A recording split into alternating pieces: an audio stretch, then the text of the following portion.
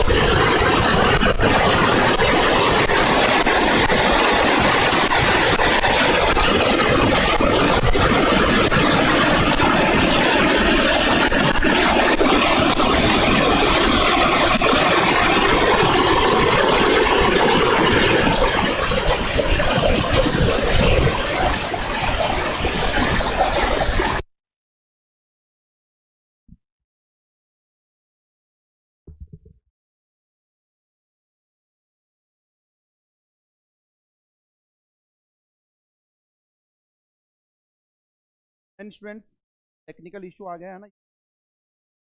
हमारी ऐप की क्लास हो रही है। चलिए भाई, अपना एटॉमिक मॉलिक्यूलर चल रहा था लास्ट क्लास में, एटमॉल वाला पार्ट। आज इसका लेक्चर। लास्ट क्लास में तुम्हारा चल रहा था फोर्स एटॉमिक, और उसमें हमने रेडियस का फॉर्मूला देख लिया था और निकाला कैसे था फॉर्मूला। वो फॉर्मूला कैसे निकाला था अपन ने, कोई ध्यान रखना है आपको कि फॉर्मूला अपन ने कैसे निकाला था। का जो कोलंबियन फोर्स है जेड ई, क्या सीधा कर दो आप, Q1 Q2 ऐसा होता है ना, अपॉन में R square is equal to centripetal force mv square upon में आर। यहाँ एन लगा दो। यहाँ जब यहाँ पे निकाला था तो हमने इस यहाँ पर ले गए थे, यहाँ पर एम वी आर बराबर एन एच अपॉन में पाई रखा था। ध्यान है, इस तरह से हमने इसको सोल्व किया था, क्योंकि कई बार क्या एग्जाम में फॉर्मूला भूल जाते हैं, तो ये पता होना चाहिए। यहाँ से जो रेडियस निकलेगा वो कितना आया था भाई तुम्हारे पास में, N square A naught by, ये आपको मेनली ध्यान रखना था फॉर्मूला। जहाँ आर एन जो है वो प्रोपोर्शनल टू, एक तो एन स्क्वायर आ रहा है, एक R N proportional to 1/z आ रहा है, most important R N proportional 1/m भी आएगा नहीं आएगा बताओ। मैं बोला था ये मोस्ट इंपॉर्टेंट है, यहाँ से स्टडी आएगा। ठीक है, फिर अपन इसके कुछ एग्जाम्पल किए होंगे, जैसे फॉर एग्जाम्पल आर, अगर तुम्हारे पास में हीलियम प्लस की बात करूं, क्या इसका मतलब यहाँ से तुम्हारे पास निकलेगा जेड, तो जितना प्लस आ रहा है उसमें एक ऐड कर दो, +1 है तो तुम्हारे पास यहाँ से तुम्हारे पास किसकी वैल्यू आ रही है, एन की वैल्यू यहाँ पर रख दो तुम्हारे पास में, तो आंसर ए नोट जो होता है बोर रेडियस, इसकी वैल्यू कितनी होती है 0.529 एंगस्ट्रॉम, ये इसकी वैल्यू। ये अपन ने देख लिया था मोटा मोटी, बाकी इंट्रोडक्शन अपन ने देखा था एटॉमिक स्पेक्ट्रोस्कोप क्या होता है, ठीक है।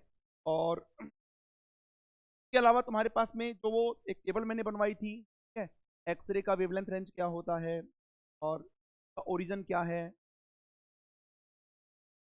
वो सब भी चीजें आपको ध्यान होना चाहिए, ठीक है।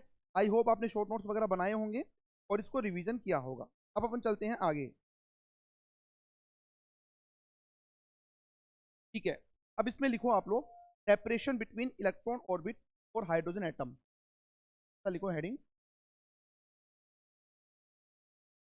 सेपरेशन बिटवीन इलेक्ट्रॉन ऑर्बिट और हाइड्रोजन एटम, और hydrogen atom, separation between electron orbit और हाइड्रोजन एटम, ठीक।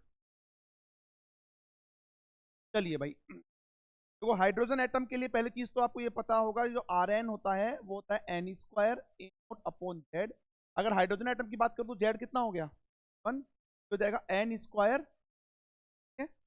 फॉर एग्जाम्पल मान लीजिए मेरे पास ये न्यूक्लियस है और ये फर्स्ट ऑर्बिट, हो गया सेकंड ऑर्बिट, हो गया थर्ड ऑर्बिट, हो गया फोर्थ ऑर्बिट, इस तरह तुम्हारे पास में चलेगा ये n बराबर 1 है, n बराबर 2 है, n बराबर 3 है, n बराबर 4। यहां से ये तुम्हारे पास में R1 है ना, n बराबर 1 रखेंगे, n बराबर 1 रखेंगे तो कितना हो जाएगा ये कितना है, n बराबर 2 रखेंगे तो 4a नोट, ये कितना है, n बराबर 3 रखेंगे तो 9a नोट, और ये तुम्हारे पास में हो जाएगा, ठीक है, ये आपके पास में हो जाएगा। तुम्हें निकालना है, देखो रेशियो निकालना है 1:2 रेशियो, 3:2 तो 3:4 रेशियो, इस तरह से तुम्हें निकालना है, ठीक है। देखो D12 का मतलब हो गया सेपरेशन बिटवीन ऑर्बिट 1 और 2, तो 1 का ये ए नोट है और ये टोटल कितना है 4a नोट है, तो कितना बचेगा 3a नोट रेशियो। 2:3 का मतलब देखो ये 9a नोट है और ये 2 वाला कितना है 4a नोट, तो कितना बचेगा 5a नोट।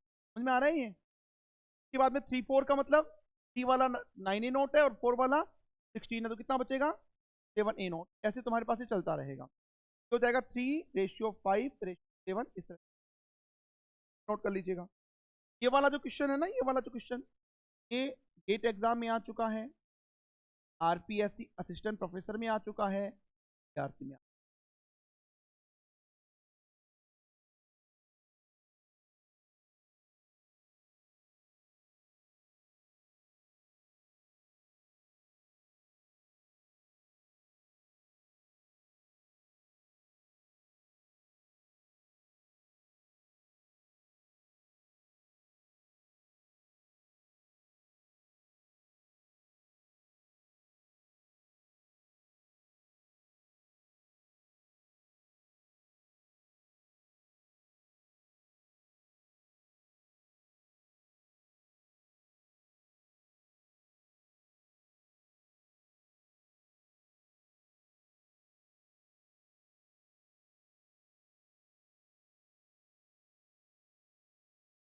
हो गया। चलिए,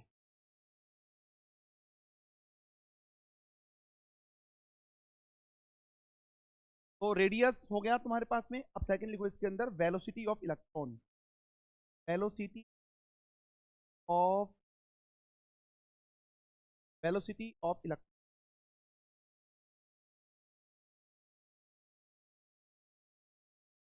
तो देखो वेलोसिटी अगर निकालना है, देखो मैंने पहले भी बोला है कि आपको ध्यान रखना है कि ये निकलते कैसे हैं, है ना। तो वेलोसिटी ऑफ इलेक्ट्रॉन की बात करेंगे तो हम लिखेंगे फ्रॉम क्वांटाइजेशन रूल।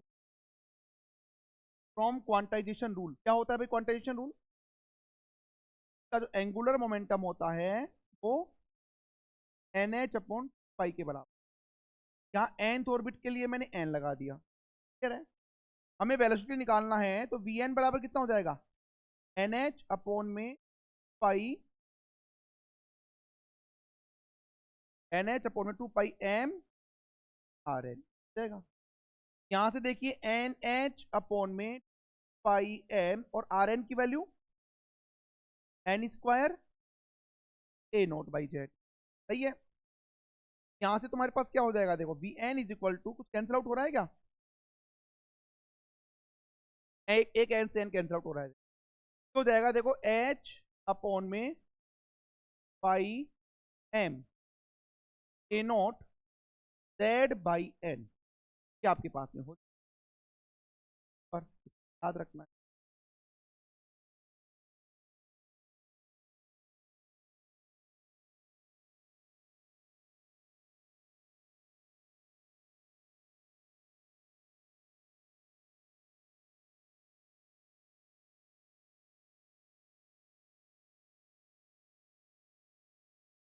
हो गया, चलिए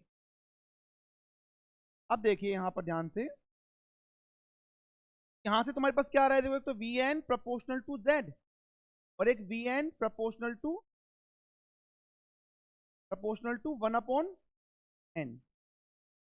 ने इस बार बीएआरसी का एग्जाम दिया होगा, मैं आपको ये वाला क्वेश्चन था क्या, मतलब दोनों एक साथ पूछे हुए थे आर एन और वी एन का, क्या तो आर एन प्रोपोर्शनल टू क्या होता है एन स्क्वायर और V N proportional to 1 upon N, ध्यान रखना आप लोग।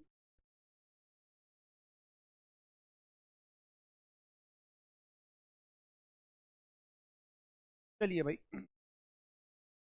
तो इक्वेशन नंबर 1 देना, तो इक्वेशन नंबर, अब लिखो इसके अंदर, now for hydrogen atom and first orbit, and first orbit, hydrogen atom के लिए फर्स्ट ऑर्बिट के लिए लिख रहे हैं, हाइड्रोजन एटम के लिए जेड बराबर और फर्स्ट ऑर्बिट के लिए एन बराबर, यहां से तुम्हारे पास हो जाएगा E1H, लिख दो इसको ऐसा, एन बराबर 1 हो गया और हाइड्रोजन के लिए V1H हो गया, is equal to H upon में पाई एम ए नोट, ठीक है। जेड और एन का वैल्यू तुम्हारे पास में 1 1 रख दिया मैंने यहाँ, ठीक। देखो इसको अगर आप सोल्व करेंगे ना, व्हाट इज एम,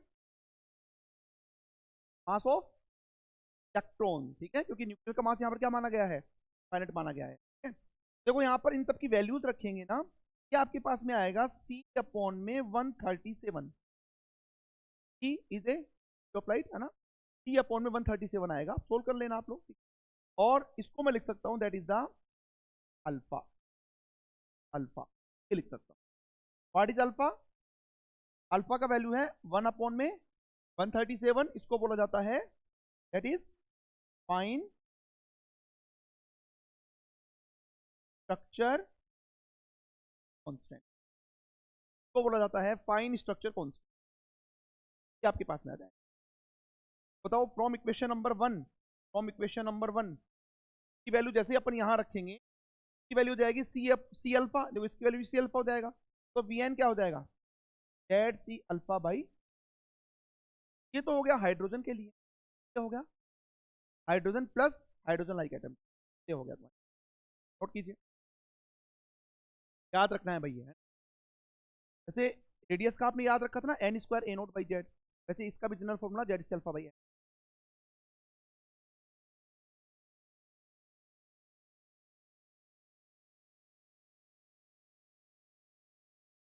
चलो एक नोट डाल के लिखिए, हो गया सबका ये, चलो अब बताओ मुझे, जैसे रेडियस जो था ना, रेडियस सब लोग इधर देखेंगे, ये मोस्ट इंपोर्टेंट है, जैसे रेडियस तो था ना वो प्रोपोर्शनल टू 1 अपॉन एम था, ऐसे वेलोसिटी क्या है बताइए, 1 अपॉन एम है, नहीं है 1 अपॉन एम, तो दिख तो रहा है तुम्हें, वेलोसिटी क्या होगा 1 अपॉन एम आ रहा है तुम्हारे, लेकिन वेलोसिटी मास के ऊपर डिपेंड नहीं करता है, क्यों, क्योंकि एक और एम किसमें छुपा हुआ है, अब यहां से देख लो आप लोग, चलो यहां से देख लो, देखो इसमें, यहां से एन एच अपॉन में 2 पाई एम आर एन है ना, आर एन में क्या आता है 1/m आता है, m से m क्या हो जाएगा, कैंसिल आउट। वेलोसिटी मास पे डिपेंड नहीं करता। तो एक नोट डाल के लिखो आप लोग, velocity of electron does not depend on mass, most important डाल के लिखेंगे, velocity of electron does not depend on, velocity of electron does not depend on मास। ठीक है, ये ध्यान रखना, ये इंपॉर्टेंट है भाई, जो भी इंपॉर्टेंट होगा उसको अलग से हाईलाइट कर लेना आप लोग। चलिए, तो इसको फॉर वेरीफाई मैं कर देता हूं जिससे आपको ध्यान रहे आगे। आपको 2-4 महीने बाद में ऐसा लगेगा सर ने गलत लिखवा दिया, आप साफ दिख रहा है तो मास पे डिपेंड करता है। वेरीफाई के लिए तुरंत लिख लो आप लोग, और निकालने का तरीका ये होता है, M V R is equal to N H upon pi. यहाँ से वी एन बराबर हो जाएगा एन एच अपॉन में 2 pi m r n, n H upon में पाई एम, और आर एन की जगह n square n, r N की जगह ऐसा लिख दो, चलो ऐसा लिख दो आप लोग। क्या होता है आर एन का फॉर्मूला, याद है किसी को पूरा, h square epsilon naught upon में pi m e square n square by z. ये होता है क्या बताओ, pi m square n square by z. बस तुम्हें ये दिखाना है कि एम से एम कैंसिल आउट हो गया, बस इतना दिखाना है और कुछ नहीं। आपको पता लगेगा कि वेलोसिटी ऑफ इलेक्ट्रॉन मास पे डिपेंड नहीं।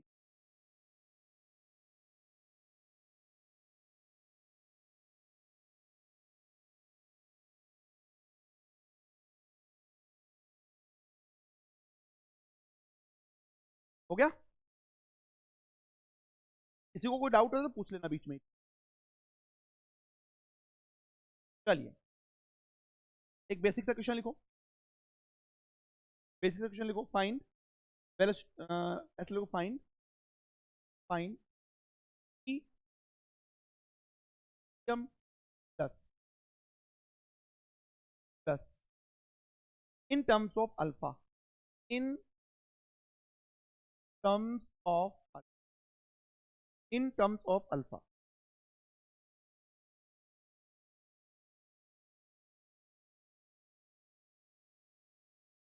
आंसर बोलो, अल्फा के टर्म में इसका आंसर क्या होगा,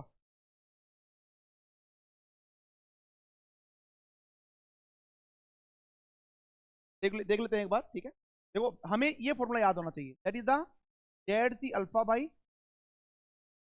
अब हमें निकालना है V2 टर्म प्लस, इससे देखो, इससे क्या निकलेगा तुम्हारे पास में, जेड कितना आएगा, कितना प्लस हो रहा है उसमें एक ऐड कर दो, हो जाएगा। और इसमें n बराबर 2 रख दो यहाँ पर वैल्यू, जेड है 3 अल्फा बाई एन, हो जाएगा तुम्हारे पास में 3/2, है ना। क्या आंसर हो गया तुम्हारे पास, आंसर हो जाएगा 3/2 सी अल्फा के फॉर्म में हो जाएगा 3c/2। कई बार ऐसा आ जाता है एग्जाम के अंदर, अगर मान लो इसको एनईडी टाइप का, इसको अगर एनईडी टाइप का क्वेश्चन बनाना, न्यूमेरिकल आंसर टाइप का, ऐसा बोलेगा in unit of C alpha, हो जाएगा 1 एक क्वेश्चन और लिखो जल्दी से, fine EB81 plus in terms of alpha, alpha के टर्म्स में निकाल आएगा 41 सी अल्फा, 41 सी निकालोगे, एन होता है तुम्हारे पास में Z C alpha by N, E 81 plus Z हो जाएगा 82 अल्फा, और एन है तुम्हारे पास में 2, हो जाएगा 41 सी अल्फा।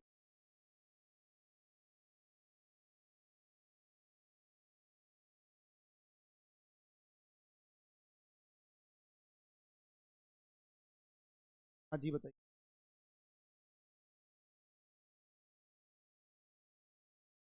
नहीं, एक्चुअल में न्यूक्लियस का मास यहाँ पर इनफाइनाइट मानना अजम्पशन है, तो अपन आगे फाइनाइट मानेंगे, जो एक्चुअल होता है ना वो मानेंगे। देखो मैं आपको बताता हूँ, या फिर अपन जस्ट अभी आगे देखेंगे, जैसे अभी अपन किसकी स्टडी कर रहे हैं, मेनली हाइड्रोजन एटम की। हाइड्रोजन एटम में क्या होता है, 1H1, एक इलेक्ट्रॉन है, वो तो न्यूक्लियस से बाहर होता है, न्यूक्लियस के अंदर क्या है, प्रोटॉन और न्यूट्रॉन। न्यूट्रॉन कितना है यहाँ पर, ओनली क्या रहा, एक प्रोटॉन रहा, तो न्यूक्लियस का मास प्रोटॉन के मास के बराबर होगा। और अगर आपको पता हो प्रोटॉन का मास जो होता है ना, वो होता है 183 मास ऑफ इलेक्ट्रॉन। से लगभग 2000 गुना ज्यादा हो गया। इसके कंपेयर में एमी जो है बहुत हल्का हो गया ना, ये बहुत हैवी हो गया। हम जनरली यहाँ पर क्या जंक्शन कर रहे हैं, इसका मास वो इनफाइनाइट है, इसका मतलब वो तो रेस्ट में है और इलेक्ट्रॉन उसके चारों तरफ। ये अजम्पशन है अभी अभी के लिए, आगे अपन एक्चुअल लेके भी चलेंगे, ठीक है ना। तो हो गया सबका। चलिए अब लिखिए इसके अंदर एनर्जी ऑफ इलेक्ट्रॉन, हेडिंग लिखिए एनर्जी ऑफ इलेक्ट्रॉन। तो हमने रेडियस निकाल लिया, वेलोसिटी निकाल लिया, अब हम निकाल रहे हैं एनर्जी, एनर्जी ऑफ इलेक्ट्रॉन। ठीक, तो आपको पता है जो टोटल एनर्जी होगी यहां पर वो किसके बराबर होगी, kinetic energy plus potential. Question number 1, question number 1 पहले हम निकालते हैं, फर्स्ट हम निकालते हैं काइनेटिक, काइनेटिक को टी एन से रिप्रेजेंट करते हैं। ठीक, काइनेटिक एनर्जी क्या होता है भाई, टी एन बराबर half M P square, P को मैंने लिख दिया वी एन। अब वी एन का वैल्यू रखो आप लोग, वी एन का वैल्यू कितना आएगा, देखो इधर, याद है तो अच्छी बात है, याद नहीं है तो तुरंत ऐसे याद रखो। रेडियस हम निकालते हैं दोनों फोर्स को इक्वल करके, और वी एन निकालते हैं क्वांटाइजेशन रूल से, और क्वांटाइजेशन रूल ये होता है एम वी आर बराबर एन एच अपॉन, यहाँ एन कर लो, यहाँ है, यहाँ से वी एन कितना निकल जाएगा बताओ, एन एच अपॉन में पाई एम हो जाएगा क्या, की वैल्यू यहाँ रख दो आप लोग, समझ लिए भाई इसको ध्यान से, है ना। कि N is equal to 1/2 M, और वी एन का स्क्वायर यानी कि N square H square upon pi नहीं 4 पाई स्क्वायर, और यहां पर एम स्क्वायर और आर एन स्क्वायर। एक बार समझ लो, बाद में नोट कर लेना आप लोग, एक बार समझ लीजिए, सही है। अब देखिए ध्यान से, कि टी एन आपके पास हो जाएगा 1/2 m n square H square upon में 4 पाई स्क्वायर एम स्क्वायर इन आर एन का वैल्यू कितना था याद है, हो जाएगा याद, h square epsilon naught upon में pi m e square n square by, ये था, तो इसका स्क्वायर करना है ना, देखो क्या हो जाएगा, एच की power 4 epsilon naught square upon में पाई स्क्वायर एम स्क्वायर की power 4 N square by Z, N square by Z आएगा, एन 4 अपॉन जेड स्क्वायर है, एन की पावर 4 अपॉन, अब सही है। चलो कुछ कैंसिल आउट हो रहा है, उसको कैंसिल आउट करो, क्या क्या हो रहा है बताओ, है देखो, एम स्क्वायर से एम स्क्वायर गया, पाई स्क्वायर से पाई स्क्वायर गया, और कुछ एन स्क्वायर से ये कैंसिल आउट हो गया, यहां पर क्या बचेगा, एन स्क्वायर, और कुछ एच स्क्वायर से यहां पर क्या बचेगा, एच स्क्वायर, और कुछ, बस यही है। क्या बचा बताओ, एन इज इक्वल टू 1/2, ठीक है, एम, इसको एम ई बोल दू क्या, मास ऑफ इलेक्ट्रॉन ही चल रहा है तुम्हारे पास। अब ई की पावर 4 कहां चला जाएगा, ऊपर चला जाएगा, देखो ऊपर चला गया, ठीक है, अपॉन में 1/2 एम ई पावर 4, और जेड स्क्वायर भी ऊपर जाएगा ना, और एन स्क्वायर में यहां लिख देता हूं, जेड स्क्वायर ये ऊपर चला जाएगा, एन स्क्वायर नीचे यहां लिख दिया। अब नीचे क्या क्या बचा देखो, ये बचा तुम्हारे पास में 4 4 एप्सिलॉन नॉट स्क्वायर और एच स्क्वायर, ये बचेगा क्या, देखो ध्यान करो एक बार, यहां तक नोट करो। आपको वैसे भी रिजल्ट याद रखना है, मैं तरीका बता रहा हूं कैसे निकाल, इसको चाहे 1/2 की जगह 1 बाई यहां पर 8 कर देना ना, 4 इंटू 2 8 हो जाएगा।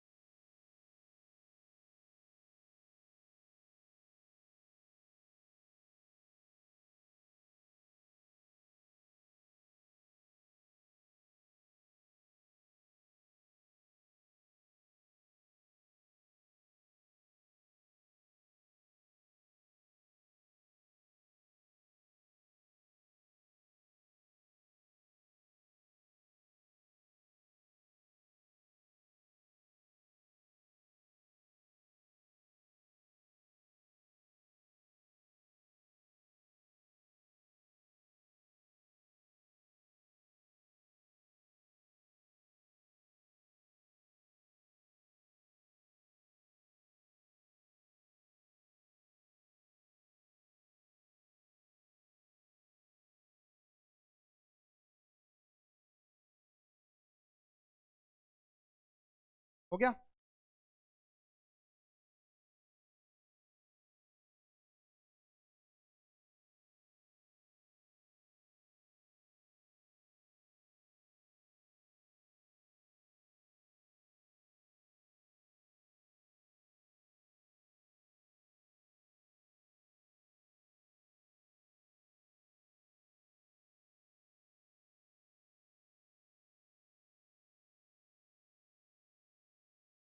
हो गया सबका? चलो, अब मैं क्या करता हूँ यहाँ पर समझ लीजिए आप लोग, मैं अलग पेन से कर देता हूँ जिससे आपको ध्यान रहे इसमें। एच सी अपॉन, पर नीचे मैंने मल्टीप्लाई किया है एच, देखो क्या हो जाएगा तुम्हारे पास में, एन बराबर ये हो जाएगा एम ई अपॉन में 8 epsilon naught square H Q H C Z square by N. क्या इधर समझ, एम ई फोर पैसे के 8 एप्सिलॉन स्क्वायर सी, पहले लिख दिया H square H, H cube, ऊपर वाला एच सी ऐसे केस और ये ऐसे केस। और अब ये जो वैल्यू है ना, ये वैल्यू, ये वैल्यू, ये जो किसके बराबर होती है,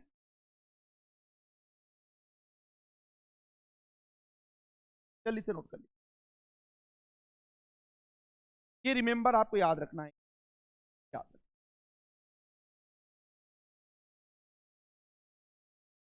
नहीं किया, एच सी से ऊपर नीचे मल्टीप्लाई किया है, और नीचे वाला जो एच सी है वो यहां पर ये बन जाएगा और ये ऐसे।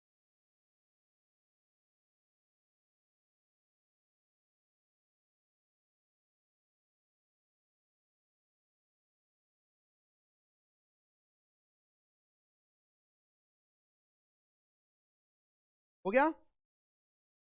हो गया? चलिए अब लिख लीजिएगा where, where, where R infinite is equal to M E upon में 8 epsilon naught square H cube. तो जब सोले को सबकी वैल्यू जानते हो तुम लोग, मास ऑफ इलेक्ट्रॉन भी जानते हो, ई भी जानते हो, एप्सिलॉन नॉट भी जानते हो, सी स्पीड ऑफ लाइट हो गया, एच तुम्हारे पास में प्लैंक कांस्टेंट। तो सोल्व करोगे तो ये हो जाएगा 1.097 इंटू 10 टू द पावर 7, और ये metre inverse, that is the metre inverse. ठीक, ठीक है। तो क्या बोला जाता है भाई, what is this, Rydberg constant, इसको बोला जाता है रिडबर्ग कांस्टेंट।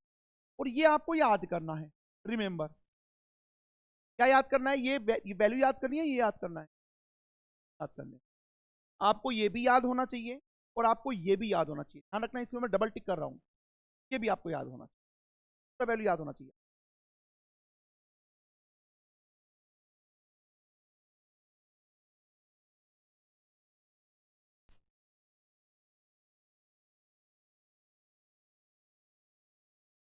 अब यहां पर आप चाहो ना तो ये थोड़ा सा आर इनफाइनाइट के बारे में लिख, या चलो ऐसा लिख सकते हो, आर इनफाइनाइट में ऐसा लिख सकते हो, आपको थोड़ा ध्यान रहे, here infinite mean, here finite, here infinite mean mass of, mass of nucleus is considered to finite and compared to h compare mass of electron, mass of electron। ये यहां इनफाइनाइट आया है तुम्हारे पास में, ठीक है। अगर देखो इधर देखो एक बार सब लोग, अगर इसको फाइनाइट माना जाता है न्यूक्लियस के मास को, यहाँ एम ही आता है या म्यू आता, म्यू आता, समझना ध्यान से। मैं चलो ये भी नीचे ये भी बता देता हूँ आपको, म्यू जो होता है रिड्यूस मास होता है m e into m n, m n है mass of nucleus, mass of electron, upon में m e plus m n, यहाँ हो जाएगा एम ई एम एन, यहाँ से एम एन को बाहर ले लेना, 1 प्लस एम ई अपॉन में एम एन, कैंसिल आउट हो जाएगा। यहाँ से एम एन जो है, इफ एम एन अगर इनफाइनाइट होता है उस केस में म्यू जो है लगभग किसके बराबर हो जाएगा, मास ऑफ, ध्यान रखें आपको ये चीज ध्यान रखना कि यहां पर न्यूक्लियस के मास को इनफाइनाइट माना गया है, यही रिड्यूस्ड मास की जगह यहां पर एम ही लिया गया है, अगर ये फाइनाइट होता न्यूक्लियर मास तो यहाँ पर एम ई ना के म्यू आता, ठीक है, आ रहा है ना भाई, दो पार्टिकल हो गए ना, यहाँ पर म्यू आना चाहिए, दो पार्टिकल रिड्यूस मास आता है। कंफ्यूज हो गए किसमें मास ऑफ इलेक्ट्रॉन ले या मास ऑफ न्यूक्लियस ले, यहाँ म्यू लिखा जाता है रिड्यूस मास।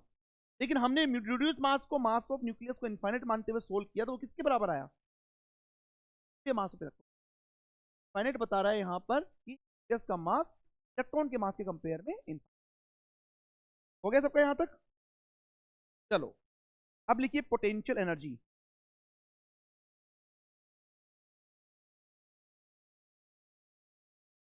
काइनेटिक एनर्जी हमने निकाल लिया, काइनेटिक एनर्जी होता है are infinite H C Z square by N square. अब लिखेंगे आप लोग पोटेंशियल एनर्जी, पोटेंशियल एनर्जी। चल पोटेंशियल एनर्जी को मैं वी एन से रिप्रेजेंट करता हूं। आपको पता है पोटेंशियल एनर्जी क्या होती है? के वन बटे आर। आप एमटी वगैरह के अंदर पढ़ोगे तो वेरीफाई करेंगे इसको। ए की जगह रख सकता हूँ 1/4 पाई एप्सिलॉन रख सकता हूँ। Q1 की जगह का मास जेड ई, की जगह इलेक्ट्रॉन का चार्ज माइनस ई अपॉन में, सही है। तब इसमें भी आप क्या करोगे, आर एन का वैल्यू रखोगे।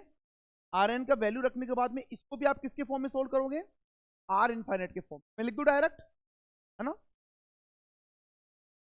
After the value of R N get, get लिख लो।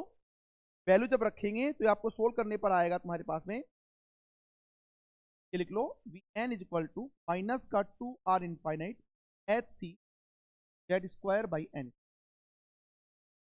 Z square by N.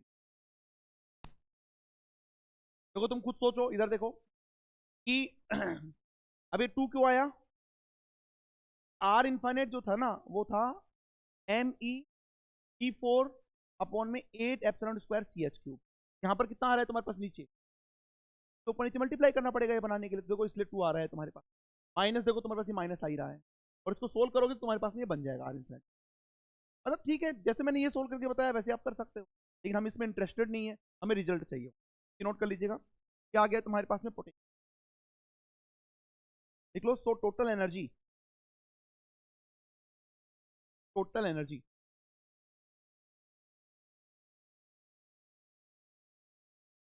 तो टोटल एनर्जी, तो टोटल एनर्जी, चलिए भाई, टोटल एनर्जी जो होती है ई एन वो होती है काइनेटिक एनर्जी।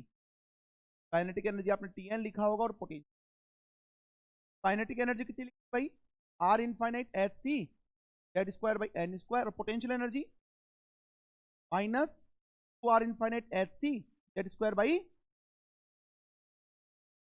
सही है। कितना बचेगा, प्लस का 1 माइनस का 2 माइनस का 1 बचेगा। एन आपके पास हो गया minus R infinite H C Z square by, Z square by N, ठीक है। और अगर आप लोग को इलेक्ट्रॉन वोल्ट में लिखोगे तो क्वांटम में आप यही पढ़ते हो, -13 Z square by N square आएगा ये इलेक्ट्रॉन वोल्ट। ये आपको क्या करना है,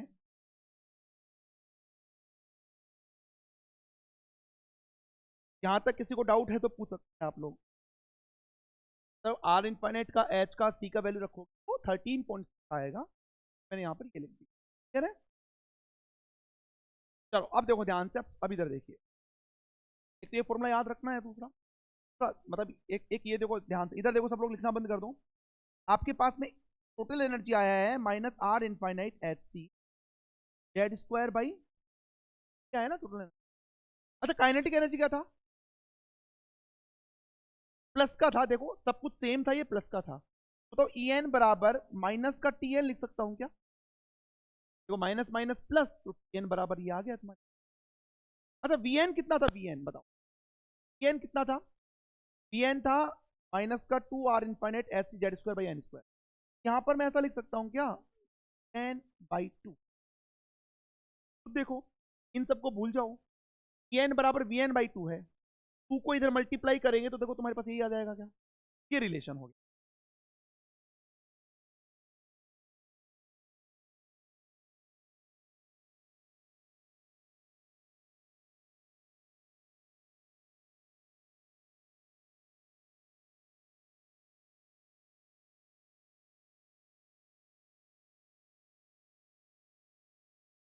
हो गया। अच्छा अब ये तो चलो ठीक है, तुमने लिख लिया। आपको मेनली यहाँ पर क्या याद रखना है, एनर्जी माइनस आर इनफाइनाइट कैसे जेड स्क्वायर, और हमारे पास में काइनेटिक एनर्जी और पोटेंशियल कैसे रिलेट करते हैं ये पता होना। अब देखिए, अब इनको रिलेट करने के लिए एक थ्योरम होती है, पता है कौन सी होती है? काइनेटिक एनर्जी, पोटेंशियल एनर्जी या एनर्जी को रिलेट करने के लिए एक थ्योरम होती है, तो अपन बोलते हैं विरल थ्योरम है। विरल थ्योरम के बहुत क्वेश्चन आते हैं एग्जाम के अंदर, कि अपन थर्मोडायनेमिक्स में अपन देखेंगे 5-5 नंबर के क्वेश्चन, वहां पर देखेंगे, क्वांटम मैकेनिक्स में भी देखेंगे। यहाँ पर मैं इसलिए बता रहा हूँ कि इनको रिलेट करना आपको आना चाहिए, कैसे रिलेट करते हैं। देखिए विरल थ्योरम जो होता है वो क्या होता है, एक बार समझ लो बाद में नोट करना। If potential energy r is the potential energy proportional to r की पावर एन प्लस वन, अगर potential energy proportional to r की power n plus one, then तो टोटल एनर्जी हो गया काइनेटिक एनर्जी। देखो देन काइनेटिक एनर्जी का average जो होगा दैट इज द, तो यहां पर है ना, तो ऐसे कैसे यहां रख दो अपॉन में, और यहां पर क्या लिख दोगे आप लोग, एन है पोटेंशियल एनर्जी, एन है काइनेटिक एनर्जी। रिमेंबर अभी लिखना नहीं है इधर, देखो सब लोग, most important, most important, always remember, हमेशा याद रखना है, ठीक है। अब देखो इसका एग्जांपल लेते हैं, जैसे 4 हाइड्रोजन एटम, हाइड्रोजन एटम की बात करते हैं ना? तो हाइड्रोजन एटम अपन जो ये पढ़ रहे हैं, तो हाइड्रोजन एटम के लिए पोटेंशियल एनर्जी क्या होगा भाई, A1/R, ऐसे लिखते हो ना आप लोग। तो के को ऐसे कैसे रहने दो, क्यू की जगह जेड ई, जगह माइनस का ई और आर, तो मैं ऐसा लिख सकता हूं क्या, प्रपोर्शनल टू आर की पावर -1, और सब छोड़ो, और जाके आर की पावर -1 हो जाएगा। अगर मैं इससे कंपेयर करूं, देखो इसको इससे कंपेयर करूं, तो इससे कंपेयर करूं, n प्लस वन बराबर कितना हो गया। अब यहां पर बहुत सारे स्टूडेंट n की वैल्यू निकालते हैं, मत निकालो आप लोग, इसको उठा के हमें यहां पर डायरेक्टली रखना है। तो tn बराबर कितना हो गया, tn, देखो tn हो जाएगा दैट इज n+1 की जगह, ध्यान से देखो आप लोगों ने, tn बराबर देखो माइनस यहां लग रहा है, तो माइनस यहां लगाओ तो यहां लगाओ, बात तो एक ही है। tn बराबर -vn/2 आ रहा है, नहीं आ रहा है, ये तुम्हारे पास में निकल गया। मान लो कभी आप ये रिलेशन भूल जाओ तो आप लोग इससे निकाल सकते हो। एक चीज और देखिए, हो गया तुम्हारे पास में, एक चीज और देखिए। अब सिमिलरली तुम्हें मान लो टोटल एनर्जी और काइनेटिक एनर्जी में रिलेशन निकालना है ना। अब देखो यहाँ पर फॉर एग्जांपल मान लो that is the relation between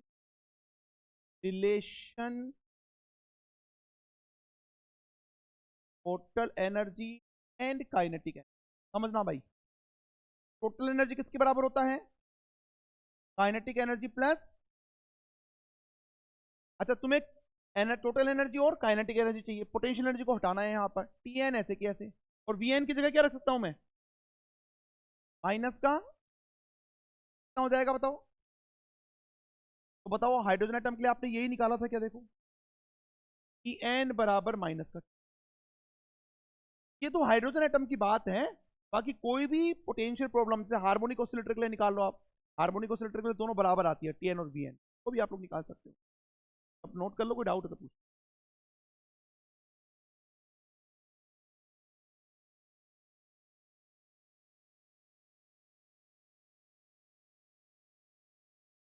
doubt है तो पूछ।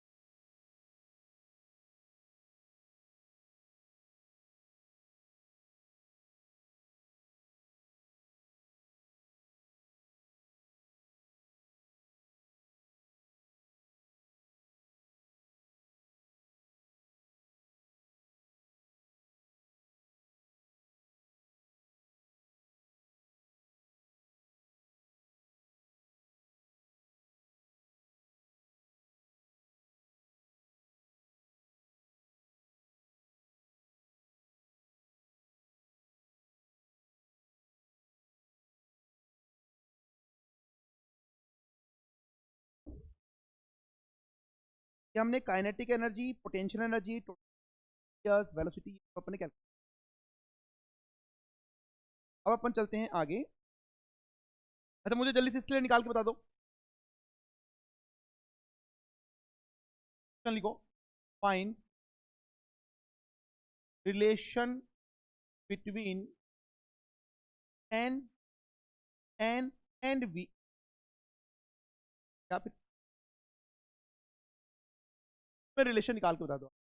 N T N energy, kinetic energy and potential for one dimensional harmonic oscillator, for one dimensional harmonic oscillator.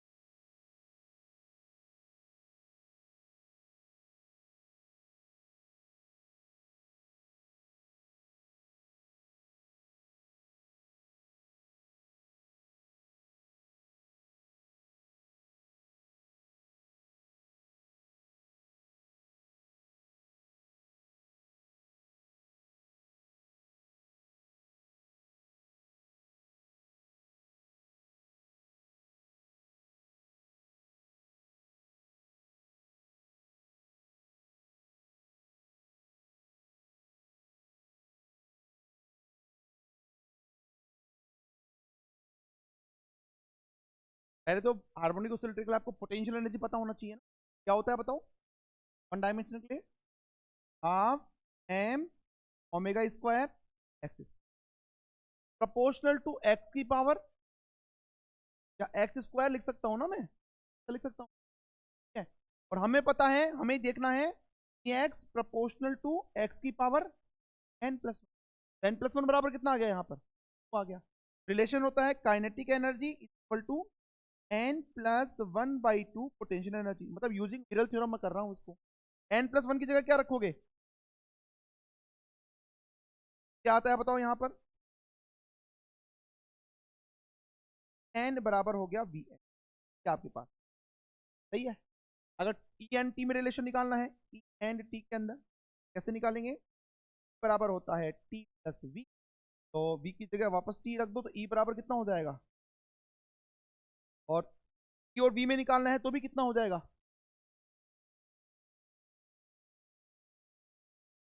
सही है। विरल थ्योरम इस तरह से रिलेट करने में काम में आती है। बाकी आगे अपन विरल थ्योरम प्लस एक पार्टीशन दोनों की हेल्प से क्वेश्चन करेंगे, वो अपन थर्मोडायनेमिक्स के अंदर करेंगे, ठीक है। चलो आगे बढ़ते हैं। नेक्स्ट लिखिए आप लोग हेडिंग, नेक्स्ट हेडिंग लिखेंगे आप लोग, स्पेक्ट्रम पिक्चर ऑफ, कर दो नेक्स्ट स्लाइड, हो गया सबका?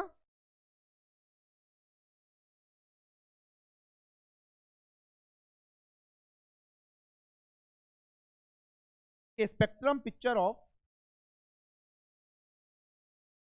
Spectrum picture of hydrogen like atom use, hydrogen like atom Bohr atomic model, Bohr atomic model, Bohr atomic model, Bohr atomic model.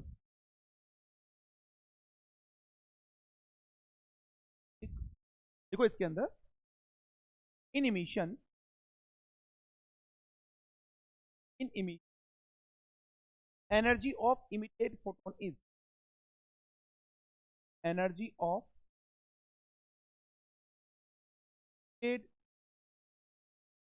Photon, energy of emitted photon is, समझिए इसके अंदर, इधर देखो, देखो भाई, फॉर एग्जांपल हमारे पास में दो स्टेट है, दो लेवल है, ये हो गया एक लोअर लेवल और ये हो गया तुम्हारे पास में अपर लेवल। अभी आपको लिखना नहीं है पर समझ लो, बाद में नोट करना। ये एनर्जी, ये लोअर लेवल हो गया एनएल और ये क्या हो गया एनयू, ठीक है। और अपर वाले का एनर्जी ई हो गया, लोअर वाले का ई। पहली चीज तो ये सीखो आप लोग, एक तो इमिशन होता है, एक क्या होता है एब्जॉर्प्शन, ठीक है। मान लो कोई, तुम्हें लिखना नहीं है समझ लो, मान लो कोई एटम यहां पर है, तो एब्जॉर्प्शन कैसे होगा, एब्जॉर्प्शन किसे बोलेंगे? कोई फोटोन आएगा, वो एब्जॉर्ब करेगा, फोटोन मतलब एनर्जी, एटम इसको एब्जॉर्ब करेगा और कहां चला जाएगा, एक्साइटेड स्टेट, तो बोला जाता है एब्जॉर्प्शन। ये अपन हम मॉलिक्यूलर फिजिक्स में लेजर के अंदर सीखेंगे। एक होता है इमिशन। इमिशन क्या होगा तुम्हारे पास में कि इलेक्ट्रॉन या एटम पहले से कहां पर होगा तुम्हारे पास में, एक्साइटेड स्टेट अपर लेवल के अंदर होगा, और ये कहां पर आएगा तुम्हारे पास में, लोअर में। क्यों आता है लोअर के अंदर, क्यों आता है लोअर लेवल के अंदर, तो भी एटम इलेक्ट्रॉन स्टेबिलिटी के लिए। जनरली जिसका एनर्जी कम होता है ना वो ज्यादा स्टेबल होता है।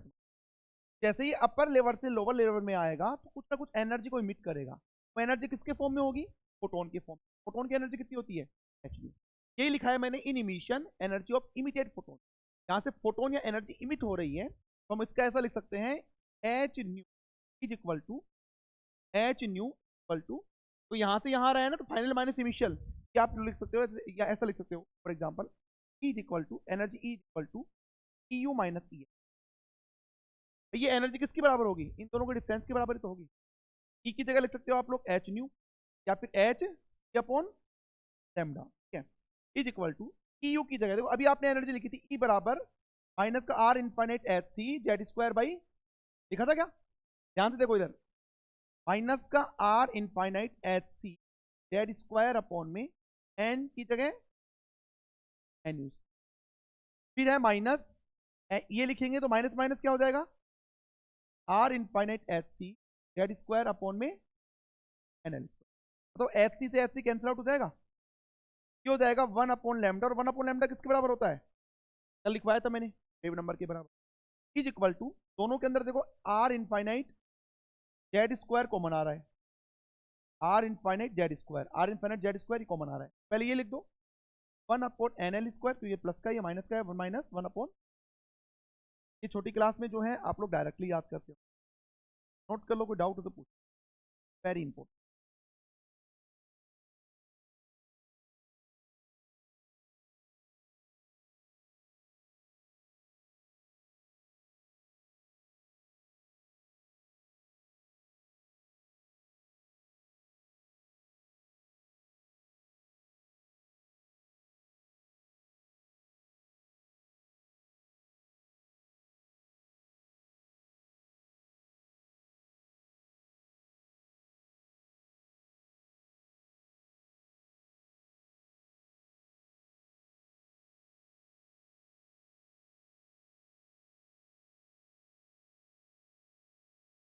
इसी फॉर्मूले पे इस बार बी ए आर सी में करवाऊंगा, बिल्कुल easy।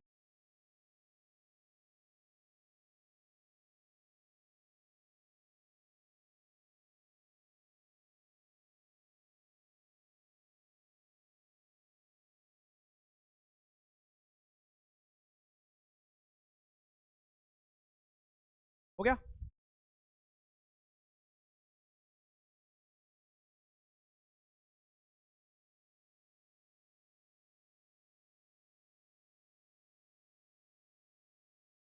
चलिए आगे बढ़ते हैं।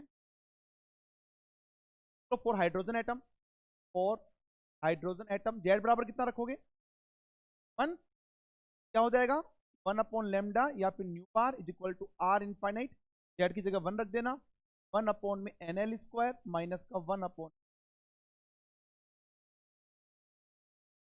क्या ध्यान रखना यहाँ जो एन यू है वो greater than N L, N U जो है वो ग्रेटर देन एन एल है।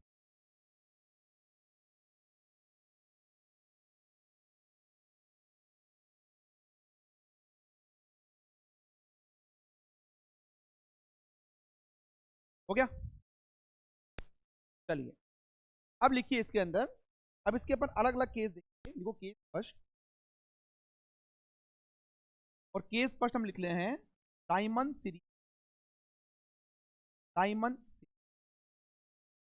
डायमंड सीरीज के लिए कंडीशन क्या होगी भाई, एनएल जो लोअर लेवल है ना वो तो वन होगा, और अपर लेवल और इस तरह, क्लियर है। तो बताओ लाइमन सीरीज के लिए तुमसे पूछ ले, तो लाइमन सीरीज के लिए one upon lambda is equal to, इसको न्यू बार कर सकते हैं साथ में, is equal to are infinite, और यहां पर क्या लिखेंगे, एनएल की जगह वन अपॉन में वन का स्क्वायर कर दो, ऐसे लिख दो आप लोग ना, वन अपॉन वन का स्क्वायर, वन अपॉन में का square minus one upon, NL one रख दिया, एनयू वेरी करता है तुम्हारे पास में,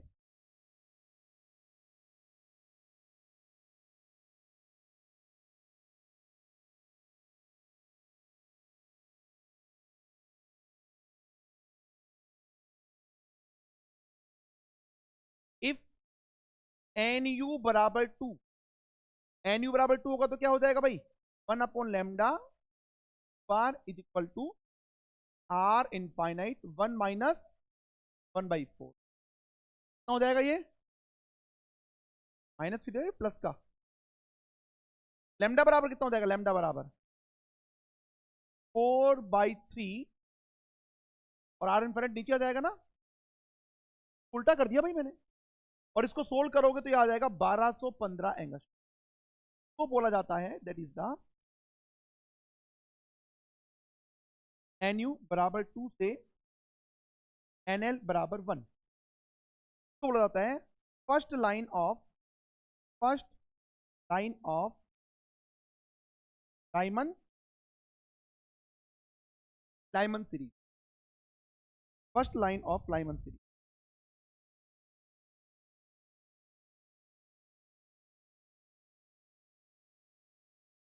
ठीक,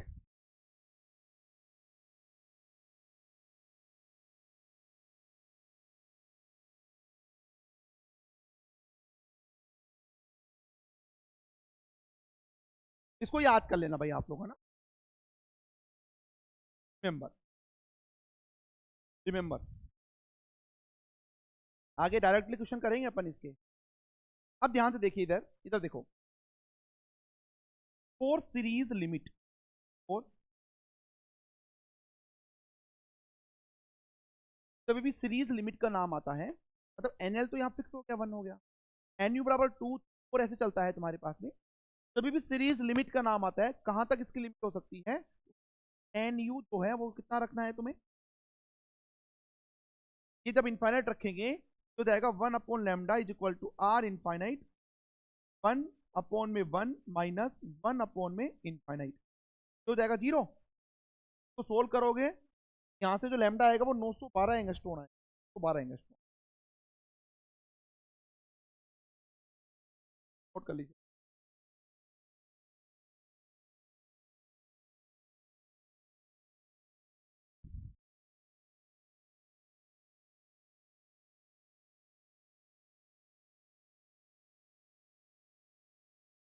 अच्छा मुझे बताइए, सब लोग इधर देखिए, सब लोग इधर देखेंगे एक बार, देखो लाइमन के लिए, लाइमन सीरीज के लिए एनएल बराबर क्या हो गया, 1 हो गया। अब तुमसे पूछ लिया जाए कि शॉर्टेस्ट वेवलेंथ, लाइमन सीरीज का जो शॉर्टेस्ट वेवलेंथ आएगा वो कितना आएगा, के लिए एनयू बराबर कितना रखेंगे, 2, पक्का, बताओ। दोबारा सुनिए मैंने क्या बोला, हमारे पास तुमसे पूछ लिया जाए कि लाइमन सीरीज के लिए शॉर्टेस्ट वेवलेंथ निकालो, तो लाइमन सीरीज के लिए एनएल तो कितना हो गया, फिक्स हो गया, एनयू तुम्हें और रखना पड़ेगा, एनयू कितना रखें कि वेवलेंथ लैम्डा जो है वो शॉर्टेस्ट कम से कम आए, इनफाइनाइट, क्यों, हाँ मतलब ऐसा सोच सकते हो तुम लोग भाई, ऐसा देखो तुम्हारे पास में, अभी मान लो तुम्हारे पास में 1/λ नहीं है, समझना ध्यान से, ओनली क्या है तुम्हारे पास, ये लैम्डा है, मान के चलो, तो हम चाहेंगे कि डिफरेंस मैक्सिमम से मैक्सिमम हो। अगर डिफरेंस दोनों में मैक्सिमम होगा, मान लो यहाँ तुम्हारे पास में फॉर एग्जांपल 1 है और यहाँ तुम्हारे पास क्या है, तुम्हारे पास में फॉर एग्जांपल इनफाइनाइट है, ऐसे डिफरेंस, डिफरेंस अगर मैक्सिमम होगा, अगर ये लैम्डा के बराबर है तो ये भी क्या आएगा, मैक्सिमम आएगा। अब हमें क्या निकालना है, मिनिमम। अभी भी हम डिफरेंस मैक्सिमम ही चाहते हैं, क्यों, यहाँ पर क्या है ये 1/λ, आया समझ में आप लोगों को, कि डिफरेंस मैक्सिमम है तो लैम्डा का वैल्यू मैक्सिमम आएगा, लेकिन यहाँ 1/λ है, इससे वो वैल्यू क्या हो जाएगा, मिनिमम। डिफरेंस मैक्सिमम कब हो सकता है तुम्हारे पास में, जब एक मिनिमम और एक क्या हो तुम्हारे पास में, ठीक है। इस बार बी आर्थ में क्वेश्चन टाइप का आया था, और शॉर्टेस्ट वेवलेंथ इसका वैल्यू रेशियो पूछा हुआ था लाइमन और बामर का, वो करवा दूंगा मैं आपको, ठीक है। तो एक नोट डाल के लिखो आप लोग, मोस्ट नोट डाल के लिखो, दैट इज द मोस्ट और Lyman series shortest wavelength, shortest wavelength की बात करेंगे, के लिए एनएल बराबर होगा 1 एंड एन बराबर होगा, बस इतना लिख लो और कुछ नहीं,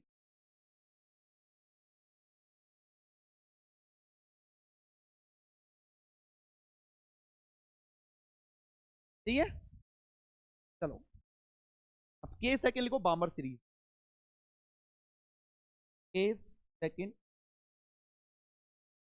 बामर सीरीज, एल इसमें साइलेंट होता है, बामर सीरीज।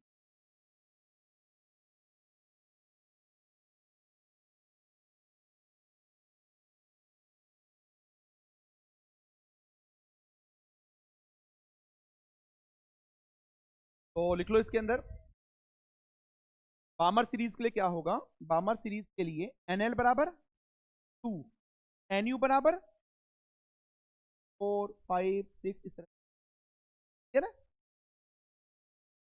सही है। बताओ क्या हो जाएगा, 1/1 यहां पर लेमडा बी लिख दूं क्या, बामर के लिए लेमडा बी हो गया, Q bar that is equal to are infinite 1 में, जब यहां 2 रखेंगे तो 1/4 हो जाएगा ना, एक general formula. If if N U बराबर 3 देन, ये बोल रहा है देखो ऐसा, इधर देखो आप लोग, इधर देखो सब लोग, एन एल बराबर 2 और एन यू कुछ भी हो सकता है, मैंने लेकिन 3 ले लिया, और यहां से यहां ट्रांजिशन हो रहा है, तो यहां पर क्या मिलेगी आपको, एक लाइन मिलेगी, और वो लाइन जो है उसका जो वेवलेंथ आएगा वो कितना आएगा, 6563 एंगस्ट्रॉम, 6563, यानी कि ऐसा हो गया तुम्हारे पास में 1/λ b equal to are infinite 1/4 minus 1/9 कर दूं यहां पर, एन यू बराबर 3 रखेंगे तो 1/9 हो जाएगा। इससे तुम्हारे पास जो लैम्डा निकलेगा, इससे तुम्हारे पास जो लैम्डा निकलेगा वो हो जाएगा 6563 एंगस्ट्रॉम। सही है। इधर देखो सब लोग, ये जो 6563 एंगस्ट्रॉम होता है, इसका जो वेवलेंथ होता है, इसमें रेड कलर की ये जो लाइन मिलती है ना, यहाँ पर ये लाइन जो मिलती है, कौन से कलर की मिलती है,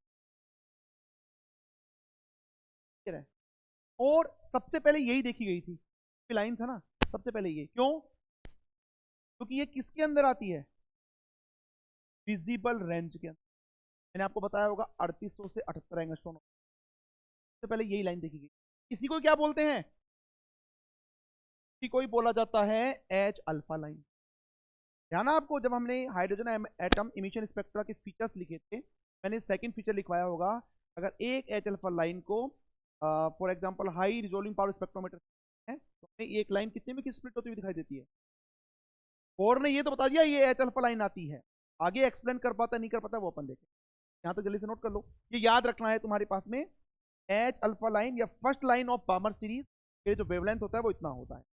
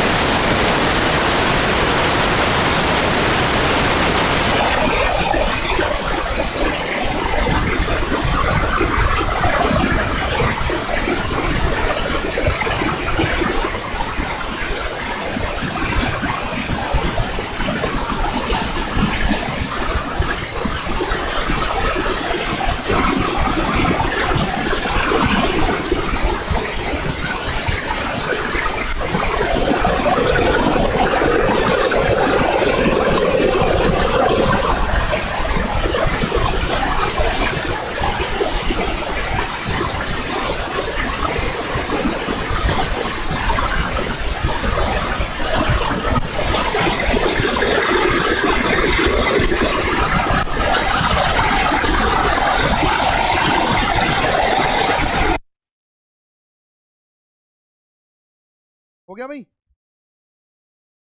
एच बीटा लाइन क्या निकाल लिया तुम लोगों ने,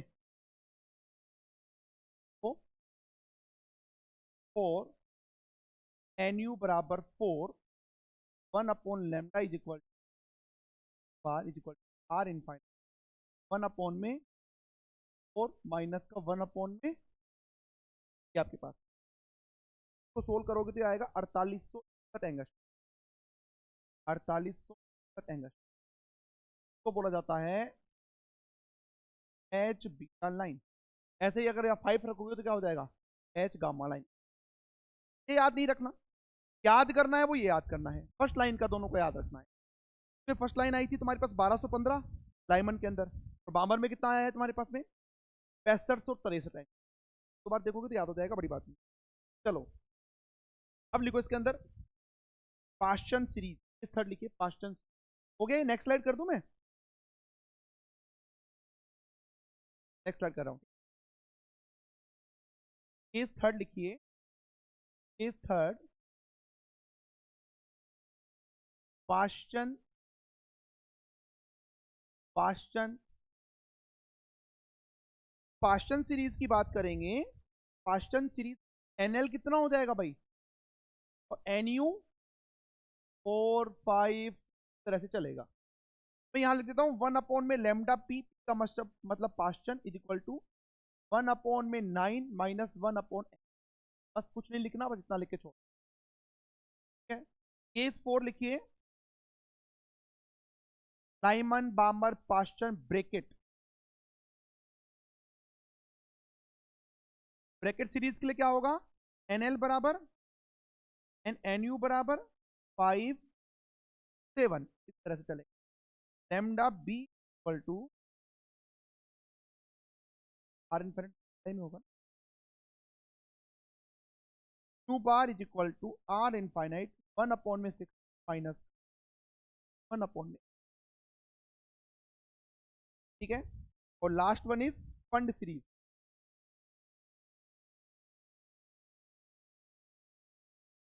केस 5 लिखिए, केस 5 फंड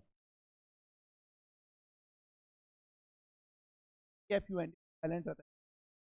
जो होता है तुम्हारे पास में लेमडा 1/लेमडा, क्या चुका है, एफ लिख दो, bar is equal to are infinite के लिए एनएल बराबर कितना हो जाएगा 5, एनयू 6 7 8। ध्यान रखना एनयू हमेशा एनएल से ज्यादा होता है, तो हो जाएगा तुम्हारे पास में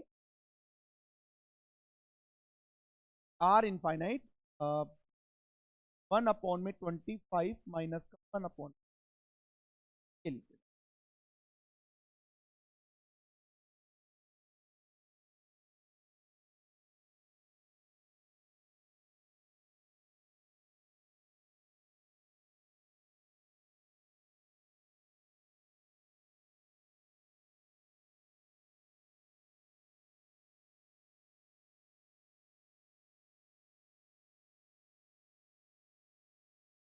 हो गया,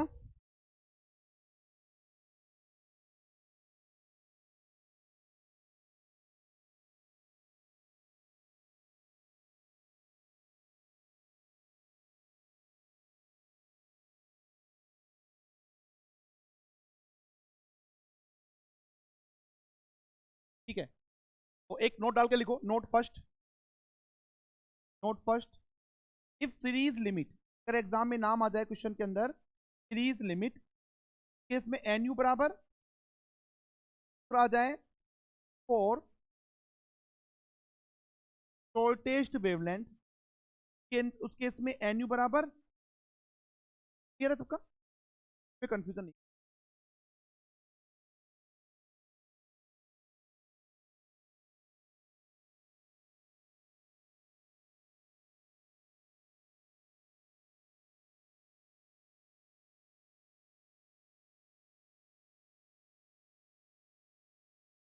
फाइन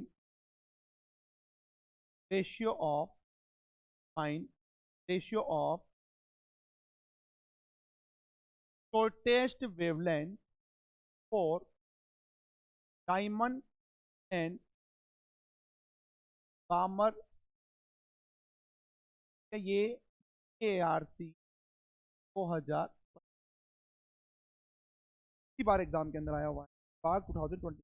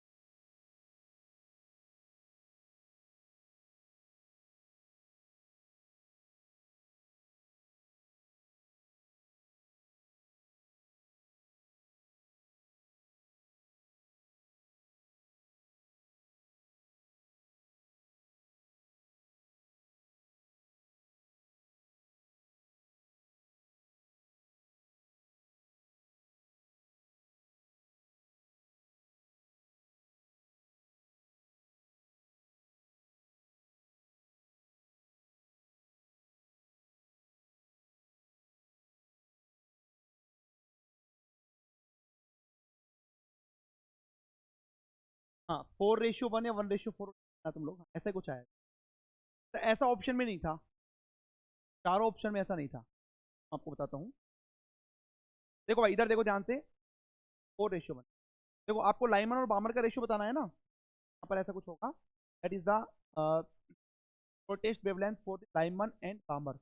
तो लैम्डा पहले लाइमन और फिर, सही तो है, के लिए कभी भी आप चाहते हो हमारा क्वेश्चन गलत ना हो, तरीका ये है, लैम्डा 1/λ, फॉर्मूला आप लिख लो अलग से। 1/λ क्या होता है तुम्हारे पास में, आर इनफाइनाइट 1/NL² माइनस का 1 में, सही है। शॉर्टेस्ट के लिए एन यू बराबर तो कितना हो गया, मतलब ये तो कितना हो गया, तो 1/λ किसके बराबर हो गया, आर इनफाइनाइट बटे, ये फॉर्मूला बन गया। तो एक काम करो ना आप लोग, ऐसा लिख लो, दैट इज द 1/λ, 1/λ बी।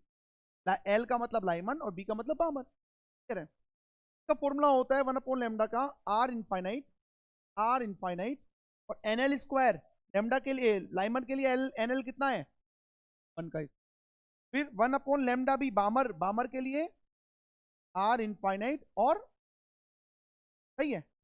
यहां पर देखो ये तो कैंसिल आउट हो गया, ये कहां चला जाएगा, कहां चला जाएगा, पर 4/1। लेकिन तुम्हें किसका पूछा हुआ है, अच्छा ये अब देखो इसमें ये ऊपर चला जाएगा क्या, लेमडा बी अपॉन में लेमडा एल 4/1। लेकिन तुमसे क्या पूछा हुआ है, लेमडा एल अपॉन में 1/4 आना चाहिए भाई मेरे हिसाब से, 4/1 आ रहा है, 1/4 आ रहा है, 1/4 ही आ रहा है ना, ये आंसर हो जाए ना।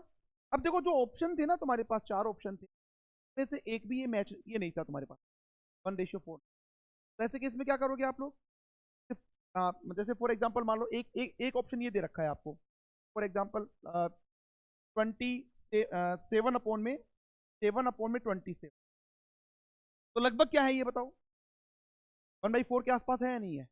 ऐसे 4 ऑप्शन आपको दे रखे थे, जो 1/4 के क्लोजेस्ट होगा, मतलब 0.25 के क्लोजेस्ट होगा, वो तुम्हारे, क्लियर है सबका, समझ में आया आप लोगों को। देखो 1/λ का वैल्यू जो है शॉर्टेस्ट के लिए एन यू बराबर इन्फाइनाइट रख दिया, तो 1/λ जो हो जाएगा वो जाएगा आर इन्फाइनाइट अपॉन में NL। 1/λ पहले लाइमन के लिए लिख दिया, लाइमन के लिए NL बराबर 1 होता है, बामर के लिए LN बराबर 2 होता है तुम्हारे पास में, आर इन्फाइनाइट अपॉन में 1 का स्क्वायर, आर इन्फाइनाइट बटे 2 का, ये सबको पता होगा, 1 और 4 मल्टीप्लाई होते हैं तो ये ऊपर चला जाएगा तुम्हारे पास, और ये नीचे आ जाएगा, ऐसे ये भी ऊपर चला जाएगा लैम्डा भी, और ये लैम्डा एल नीचे आ जाएगा, ठीक है। आपको लैम्डा एल अपॉन लैम्डा भी निकालना है तो उसको उल्टा कर देना, ये बात 2025 में, क्लियर है, चले आगे, चलो आगे बढ़ते हैं। इस टाइप के क्वेश्चन आ सकते हैं एग्जाम में, तो आपको ध्यान रखना। तो नेक्स्ट स्लाइड, हेडिंग लिखिए आप लोग, हेडिंग लिखिए। अब देखो अभी तक क्या था, सब बिल्कुल ऑर्डिनरी चल रहा था, सामान्य तरीके से पूरे प्रॉब्लम को देखा जा रहा था। तो ये था कि एक पार्टिकल है जिसका मास बहुत कम है, और दूसरा पार्टिकल का मास उससे 2000 गुना ज्यादा है, क्या मान लिया गया, उसका पार्टिकल है उसको रेस्ट में मान लिया गया, उसका मास इसके कंपेयर में बहुत ज्यादा, मतलब इन्फिनिट मान लिया गया, वो रेस्ट में इलेक्ट्रॉन चारों तरफ मोशन कर रहा है, और एक्चुअल में ऐसा नहीं है ना भाई। अब इससे पता है, जो ये मान के चले ना अपन, इससे रिजल्ट नहीं निकली, इससे आपको एक ही लाइन मिलती है, एच अल्फा लाइन, 5 कंपोनेंट में स्प्लिट ही नहीं होती। और नहीं सोचा, अगर ऐसा नहीं होता है इसका मतलब हमने जो अजम्पशन माना है कि कंपेयर में इनफाइनाइट है, तो हम हटा के ओरिजिनल है वो मान के चलते। ओरिजिनल क्या है, इसका मास हाइड्रोजन एटम के लिए मास ऑफ प्रोटॉन के बराबर होगा, 1836 ME के बराबर होगा, वो लेके चलते हैं, फिर देखते हैं क्या आंसर आता है। मतलब अब थोड़ा सा उसको अच्छे से देखता है, इसको अपन बोलते हैं इसका फाइन पिक्चर, तो फाइनली उसको सोल्व करते हैं। तो लिखो आप लोग heading, fine structure of hydrogen spectrum, fine structure of hydrogen spectrum, hydrogen spectrum. और करके लिखो, और करके लिखो, effect of nuclear motion on energy expression, effect of nuclear motion on energy expression। और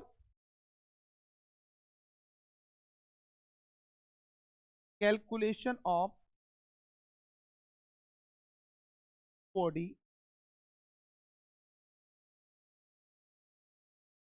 कैसा भी आप लोग बोल, ये नोट कर लीजिए।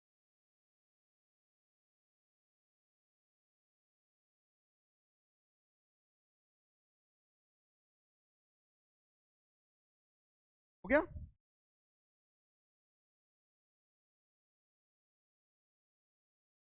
अब आप लोग समझिए अच्छे से, देखिए आसान चीजें हैं, बस ध्यान से देखिएगा, ठीक। देखिए ये बोल रहे हैं फाइन स्ट्रक्चर, इसका मतलब अब हम क्या करेंगे, क्योंकि मास को इनफाइनाइट मान ना मानकर जो ओरिजिनल है वो अपन फाइनाइट मास मान के, क्या हमें बोल सकते हैं effect of nuclear motion on energy expression. पहले न्यूक्लियर मोशन नहीं कर रहा था, उसको रेस्ट में माना गया था, अब उसको मोशन में माना गया है, फिर भी अपने एक्सेस पे क्या करता है ना, अब वो मोशन के अंदर है। तो मोशन के अंदर है, पहले जो एनर्जी आई थी पर क्या इफेक्ट पड़ेगा, पर ये मान के चलते, ये तुम्हें निकालना है। क्या मैं ऐसे बोलूं, अब जो हम प्रॉब्लम को सोल्व कर रहे हैं वो टू बॉडी प्रॉब्लम, पहले तो एक को रेस्ट में माना था, एक को मोशन में माना था, तो सिंगल बॉडी था जो मोशन कर रहा था, अब टू बॉडी प्रॉब्लम। अब इसको कैसे भी बोल, देखो सबसे पहले तो हम इसको समझने के लिए हम सबसे पहले लिखते हैं एन ओल्ड, ओल्ड एक्सप्रेशन क्या था, minus R infinite H C Z square by, तो मैं माइनस का 13.6 Z square by N square electron volt में लिखता हूं। बेहर बेहर आर इनफाइनाइट बराबर एम ई 4 में 8 epsilon naught square H Q का value 1.097 into 10 to the power 7। ये सब अपन ने देख लिया, ये पहले था तो बोर ने बताया था, ठीक है। देखो इनफाइनाइट का मतलब, फाइनाइट का मतलब, फाइनाइट का मतलब here mass is infinite compare to mass of electron. ये आपके पास यहां पर जो म्यू था वो हमने क्या लिया था, मास ऑफ इलेक्ट्रॉन। ये था ओल्ड केस जो अपन पढ़ चुके, ठीक है। अब अपन चलते हैं न्यू केस, न्यू केस, ठीक है। एक बार लिखना बंद करो, इधर समझ लो केस। न्यू केस ये है तुम्हारे पास में कि न्यूक्लियर न्यूक्लियर मास, और न्यूक्लियर मास को मैं एम मान रहा हूं, इज फाइनाइट। न्यूक्लियर मास क्या है यहां पर, फाइनाइट है, क्लियर है। सीधी सी बात है, जब न्यूक्लियर मास फाइनाइट है देन तो मास यहां यूज लिया जाएगा, वो कैसा मास लिया जाएगा, रिड्यूस मास। और रिड्यूस मास किसके बराबर होगा, बराबर मास of nucleus, mass of electron, mass of nucleus plus mass of electron, m1 m2 upon में m1 प्लस m। अच्छा मुझे बताइए, ऐसे केस के अंदर आपके पास में आर, पहले जो इनफाइनाइट था, इनफाइनाइट किसका मास था, न्यूक्लियस का। यहां न्यूक्लियस का मास कितना है, तो लिखा जाएगा m, क्लियर है। आर एम ये लिखा जाएगा तुम्हारे पास। अच्छा अब देखिए ध्यान से, आर इनफाइनाइट का वैल्यू ये था, वहां पर जो म्यू था वो किसके बराबर था, एम ई के बराबर। अब यहां पर म्यू लिखा जाएगा ना, क्योंकि दोनों पार्टिकल तुम्हारे पास मोशन के अंदर कंसिडर किया गया है। Mu 4 upon 8 epsilon naught square, चाहो तो आप लोग इसको इक्वेशन नंबर 1 दे दो, इक्वेशन नंबर 2 दे दो। यहां तक देखो सबको समझ में आया है। वहां इनफाइनाइट माना गया था तो आर इनफाइनाइट एम ही लिखा था, यहाँ फाइनाइट है और कितना है, एम है, यहाँ आर एम लिखा। वहां म्यू एम ई के बराबर था, यहाँ म्यू म्यू है तो मैंने म्यू, यहां तक नोट करो, आगे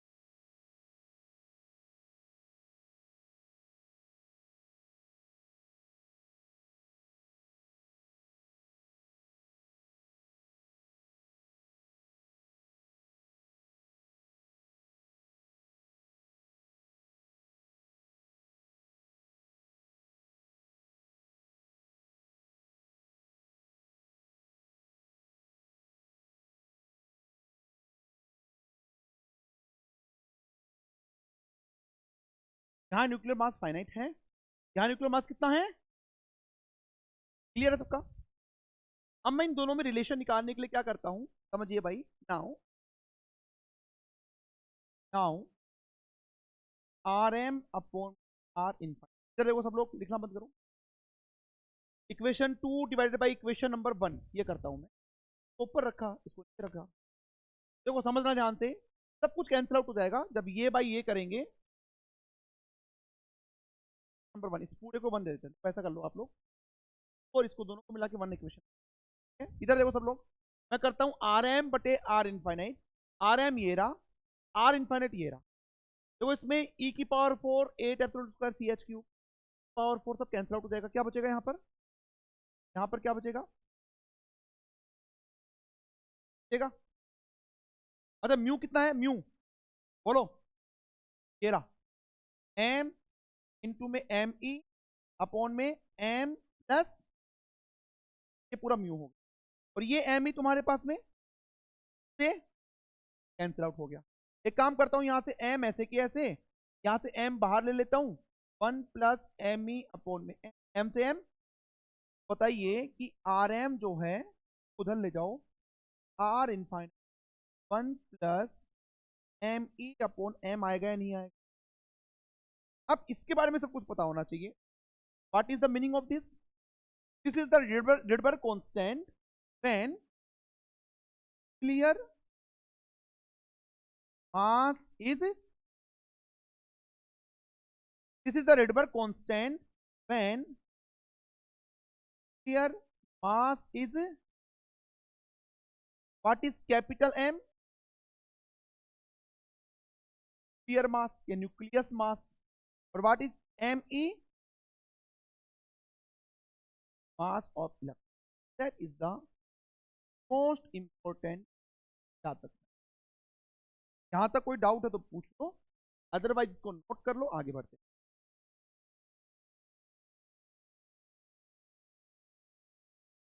याद रखना है इसको।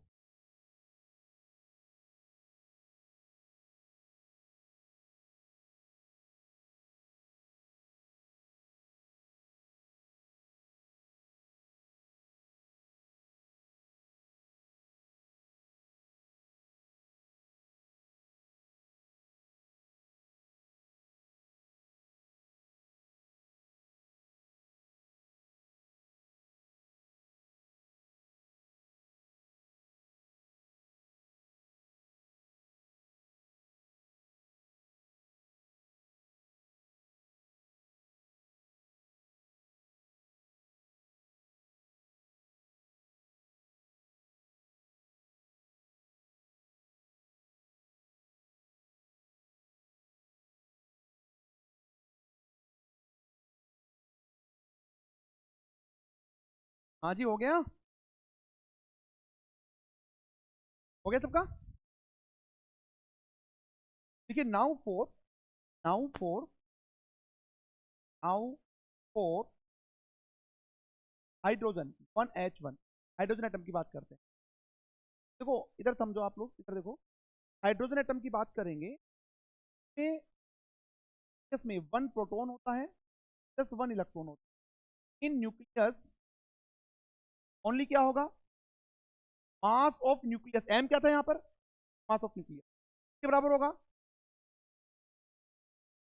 और मास ऑफ प्रोटॉन किसके बराबर होता है, 1836।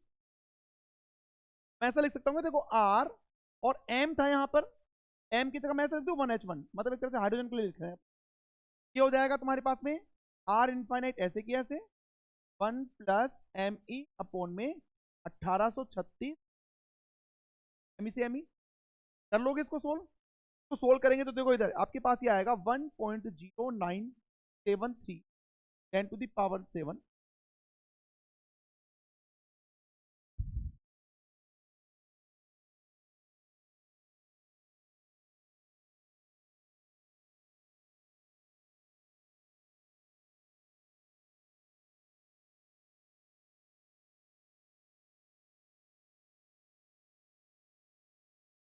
ठीक है, कोई डाउट है तो पूछो भाई आराम से आप।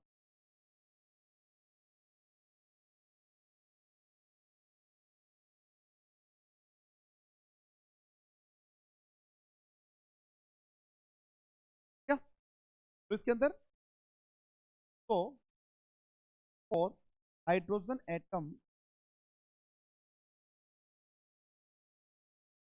Rydberg constant changes, Rydberg constant it changes, but ऐसा बोल सकता हूं क्या मैं? बताओ, वहां क्या था 1.097, यहां क्या है 1.0973, पॉइंट के बाद में चौथी पांचवा नंबर फोर्थ नंबर तुम्हारे पास चेंज आ रहा है, तुम्हारे लगभग सेम है या नहीं है बताओ, देख लो, बट लगभग तुम्हारे पास में सेम। सीधी सी बात है, इधर देखो, इधर देखो एक बार फिर लिखना, देखो ई एन न्यू नए वाले के लिए लिखना है ना, ओल्ड वाले के लिए आपने लिखा था माइनस का आर इन्फाइनाइट, नए वाले के लिए क्या लिखोगे H C Z square by, अच्छा चेंज ओनली क्या आ रहा है बताओ उससे, मतलब डिफरेंस आएगा तो किसकी वजह से आएगा, रिडबर्ग कांस्टेंट, और रिडबर्ग कांस्टेंट यहां पर क्या है लगभग तुम्हारे पास में सेम है, की एनर्जी भी लगभग कितनी आएगी, और ये तो कैसी है तुम्हारे पास में एन ओल्ड के बराबर,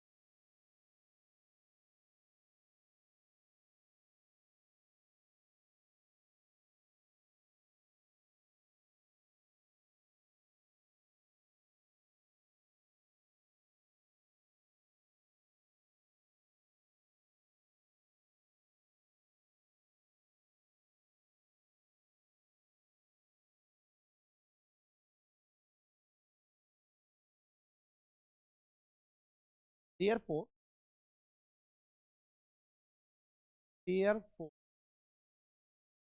Bohr model does not explain the fine does not explain the fine structure of hydrogen atom, fine structure of hydrogen atom as energy expression is clearly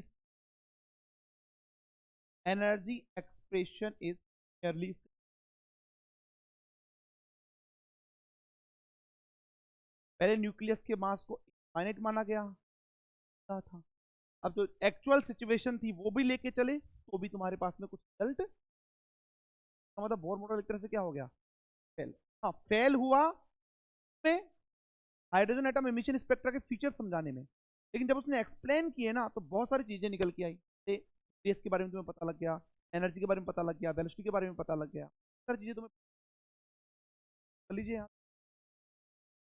कुल मिला के ये जो आप अपने अभी जो टॉपिक पढ़ा है कंक्लूजन क्या है वो लिखो आप लोग, कंक्लूजन ये है, एक तो जो आर एम अगर फाइनाइट मास माना गया है न्यूक्लियर, उस केस में जो रिडबर्ग कांस्टेंट है उसका फॉर्मूला ये आता है, ये रिलेशन होता है। दूसरा, ये जो आर एम जब भी लिखा जाएगा केस में क्या लिखा जाएगा 2 की पावर 4 अपॉन में 8 एप्सिलॉन नॉट स्क्वायर, इनफाइनाइट होता तो क्या लिखते हैं यहां पर, अगर आर इनफाइनाइट होता तो क्या लिखते हैं एम ई लिखते, ये इनफाइनाइट का मतलब ये मास इसका ही नहीं है, ये एम नहीं है, दिस इज म्यू है, ये म्यू, यहां जो लिखा जाता है वो न्यूक्लियर का मास लिखा जाता है, नोट कर लीजिए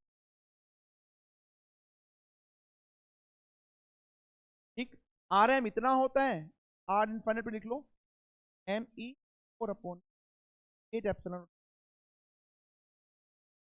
ठीक,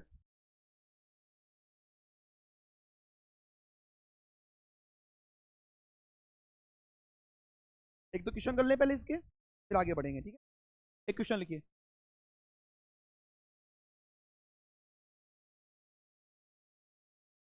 हो गया सबका, साइड में कर दे,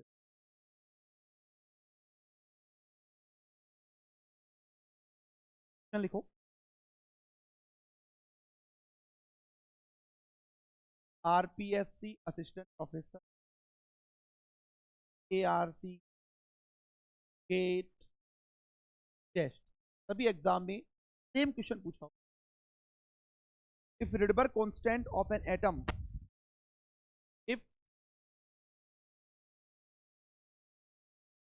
Rydberg constant of an atom of finite nuclear mass is of finite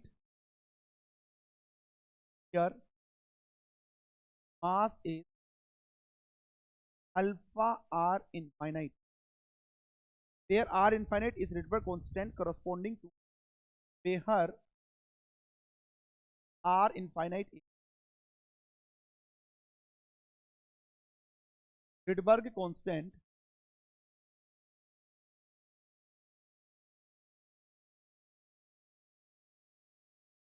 corresponding to an infinite nuclear mass, corresponding to finite nuclear mass. The ratio of mass of electron and mass of nucleus of an atom. Ratio of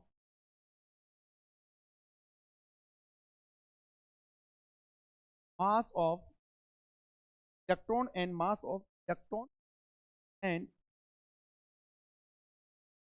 mass of yes of an atom is of an atom is. Option A लिखिए, alpha minus one upon alpha, one minus alpha, one minus alpha upon alpha, one upon alpha. अच्छा question है, basic question है, आसान question है, करो।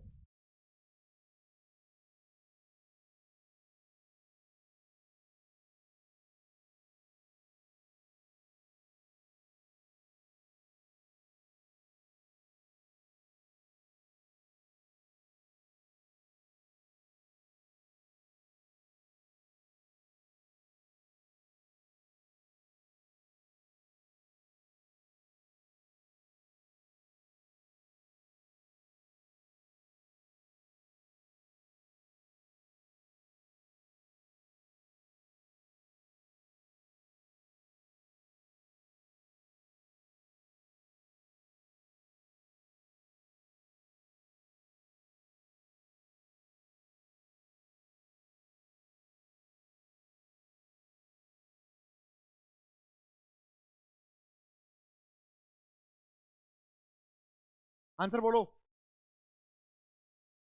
Numerical करने का सबसे अच्छा तरीका है क्या गिवन है वो लिखो। ए चेक करो भाई, ऑप्शन ए आ रहा है, alpha minus one upon alpha, Ranjan C आ रहे हैं, और देखो ए आ रहा है, देख लो भी तो, पक्का ये आ रहा है।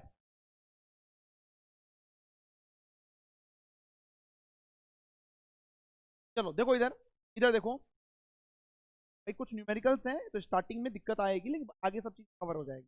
देखो इधर, इधर देखो, मैंने क्या बोला, न्यूमेरिकल करने का तरीका क्या है, मैंने वो लिखो। बोल रहा है if Rydberg constant of N atom of finite nuclear mass, जब न्यूक्लियर मास को फाइनाइट माना गया है तो रिडबर्ग कांस्टेंट अपन ने क्या लिखा था, क्या है, आरएम लिखा था। कितना दे रखा है आपको, और आर इनफाइनाइट क्या है, जब न्यूक्लियर मास को क्या माना जाए, आर एम बराबर ये है, और आर इनफाइनाइट तो आर इनफाइनाइट ही है, तो आपको आर इनफाइनाइट ही बोल रहा है, चेंज नहीं किया। तो आपको बोला है, देखो इधर आपको बोला है एम ई अपॉन में एम, मास ऑफ इलेक्ट्रॉन और मास ऑफ न्यूक्लियस का रेशियो आप कैलकुलेट, तो आपको रिलेशन पता होना चाहिए इसके बीच, क्या होता है रिलेशन बताओ, आर एम बराबर R infinite one plus M E upon. अच्छा इस आर एम की जगह क्या रख सकता हूं मैं, आर एम की जगह मैंने लिख दिया alpha R infinite, R infinite से आर इनफाइनाइट, इस पूरे को उधर भेज दो, वन प्लस भेज दिया इधर, अल्फा को ले आओ नीचे। अब एक काम करो, अल्फा को उधर भेज दो, that is the M E upon में M is equal to one upon alpha minus, alpha यहां पर ले लो एल्शियम, ये आ जाएगा वन माइनस का अल्फा। ए है या सी है,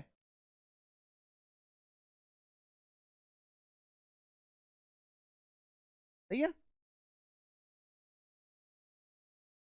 देखो आपको ऐसे ऑप्शन जरूर मिले जहां आप थोड़ी सी भी गलती करते हो ना, वो भी आपको ऑप्शन कहते हैं। थोड़ी सी भी गलती करते हो, तो थोड़ी सी आपने गलती कर दी होगी यहाँ पर, माइनस की गलती कहीं ना कहीं हो रही होगी तुम्हारे पास में, वो भी ऑप्शन में। ऐसे ही आते हैं तुम्हारे पास में क्वेश्चन। कोई डाउट है इसमें? बोलो। क्या क्या चीज है?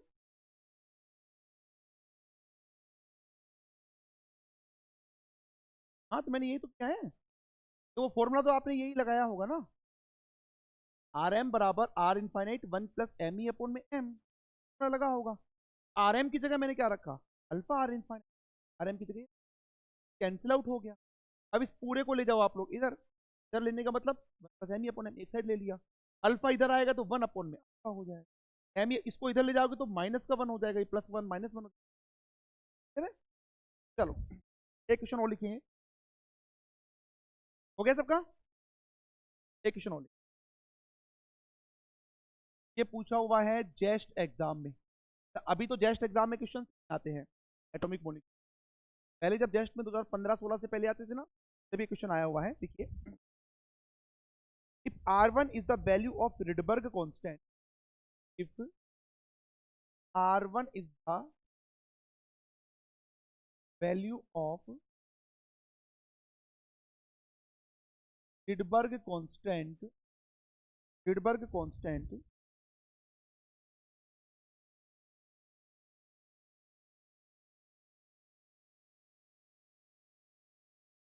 assume mass of nucleus is, assume mass of nucleus is, mass of nucleus is infinite large, finite large as compared to mass of electron,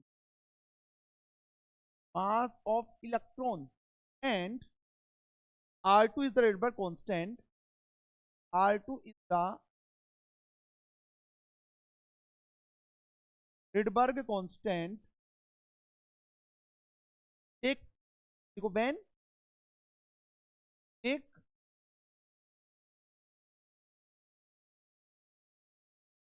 nuclear mass is to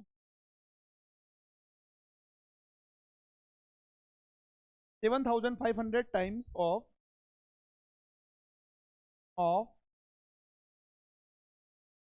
mass of electron, then ratio of, then ratio of R2 बटे R1, ratio of R2 बटे R1 is, option A लिखेंगे, a little less than unity, a little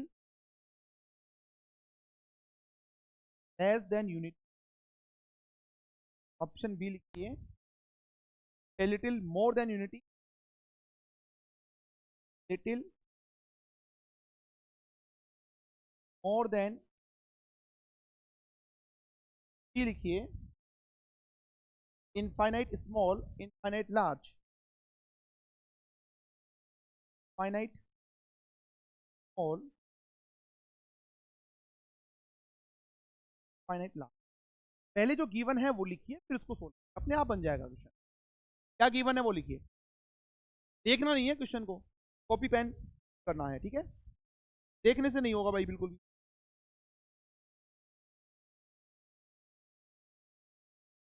zero आ रहा है, zero आ रहा है, ए little more than unity, confirm?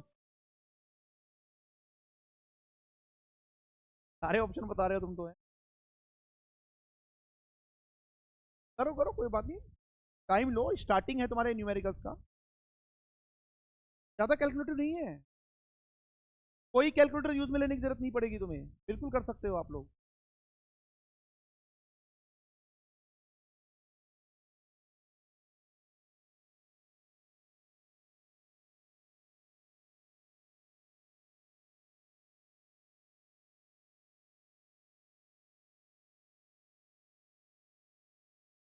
देखो रंजन बता रहे हैं ऑप्शन ए,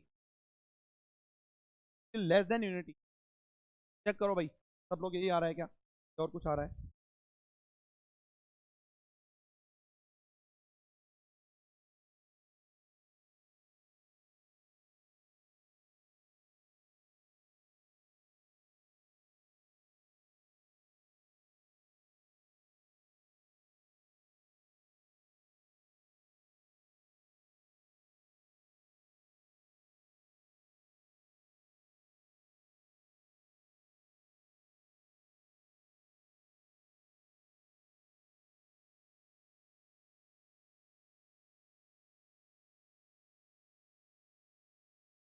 वाह, हाँ ठीक है, वेरी गुड। चलो देखो इधर, इधर देखो सब लोग, क्या गिवन है, मैंने बोला जो गिवन है वो लिखो पहले, क्या गिवन है बताओ। If R1 is the value of Rydberg constant, कब है, assume mass of nucleus is finite large compare to mass of electron. मतलब यहां पर जो आर इनफाइनाइट जो था ना, वो कितना दे रखा है, इनफाइनाइट का मतलब क्या था, मास ऑफ न्यूक्लियस को मास ऑफ इलेक्ट्रॉन के कंपेयर में इनफाइनाइट माना गया है, और वहां पर इसने नाम कितना दे दिया इसको, R1 दे दिया। सही है, दूसरा बोला है R2 is the Rydberg constant when take nuclear mass is 705 times of the mass of electron। तो यहां इसका मतलब ये हो गया क्या कि जो Rm है वो हो गया,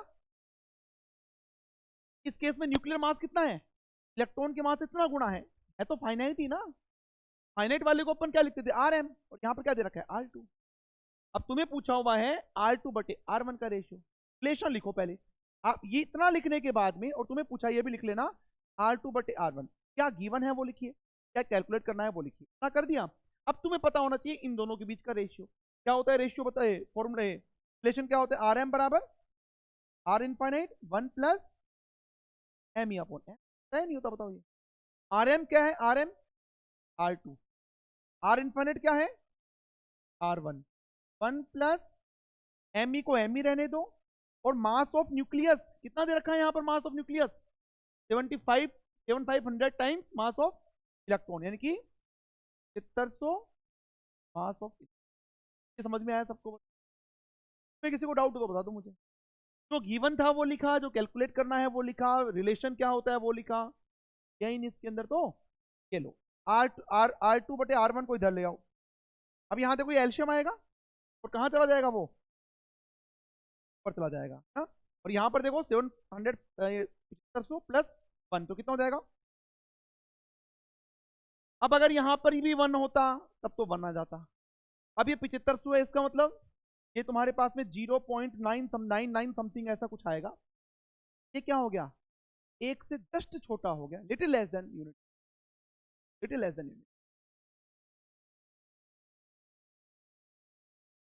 कोई डाउट है क्या किसी को, कोई डाउट है तो बता दो भाई आप लोग, option A is the correct.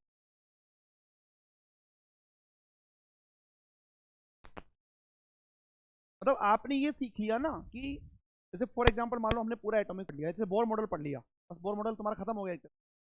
अगर आपने ये सीख लिया बोर मॉडल पढ़ लिया, अब क्वेश्चन कहाँ कहाँ से बनते हैं, अगर आपने ये सीख लिया तो आप आराम से कर सकते हैं। तो पहले से आपको पता है फॉर्मूला ये होता है, कंसेप्ट ये है, और आपको ये भी पता है क्वेश्चन यहाँ यहाँ से बन सकते हैं। तो अभी तक क्वेश्चन कहाँ से बने हैं बताओ, अभी जो मैंने करवाया, अभी जो मैंने आप पढ़ाया आज, तो क्वेश्चन Rm और R इनफाइनेट के रिलेशन से बने, रिलेशन पता होना चाहिए, Rm क्या है, R इनफाइनेट क्या है, Me क्या है, M क्या है, ये पता है तो आप आराम से। चलिए बढ़े आगे।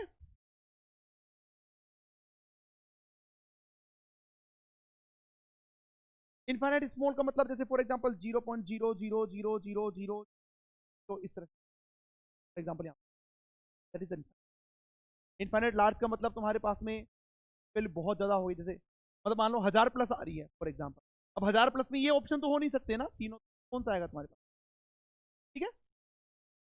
चले आगे, चलो हेडिंग लिखिए, हेडिंग क्या, अच्छा टाइम हो गया, ठीक है। तो आज अपन एक हेडिंग तो डालो आप लोग, हेडिंग डालो, सिस्टम ऑन विच, हेडिंग लिखो, system on, system on which here motion has significant effect, here motion has significant effect. Their motion had significant effect. Their motion has significant effect.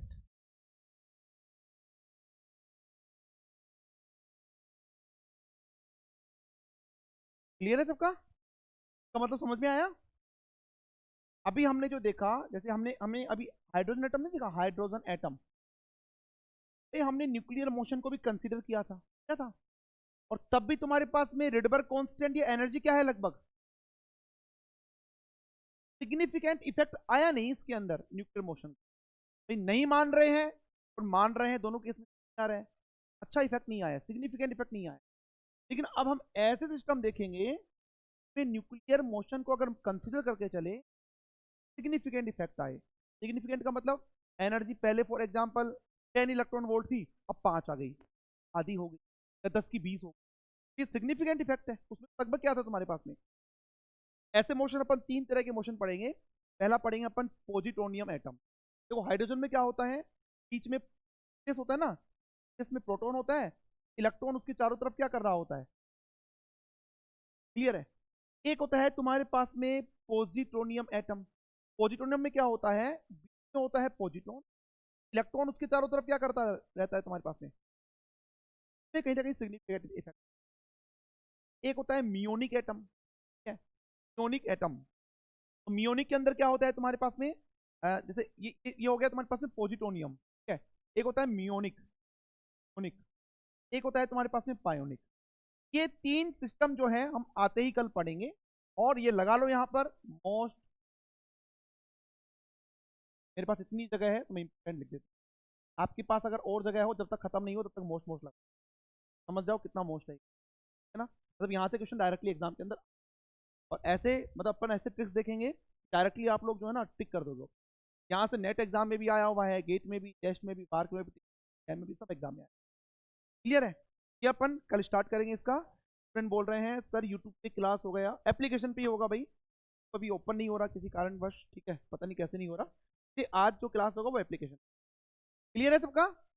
कोई doubt है तो पूछ लेना, 15 minute का gap है तुम्हारा, और उसके बाद में तुम्हारा सॉलिड का क्लास, ठीक है। चलो।